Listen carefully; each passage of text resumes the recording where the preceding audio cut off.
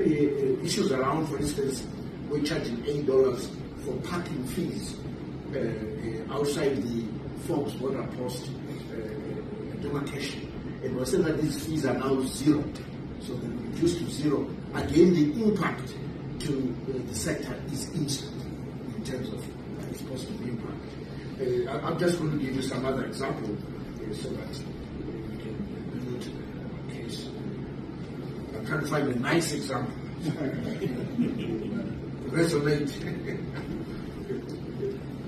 But for example, let me give another where we did nothing, didn't change anything.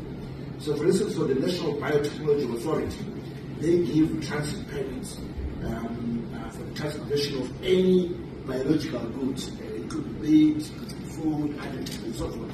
We charge $12 per trip. Other countries don't charge anything.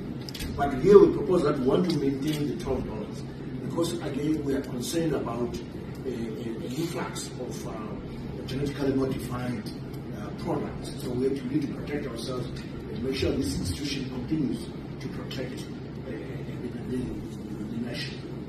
And then, for example, there is a fee we charge $20 per single trip for transit permits in terms of port health.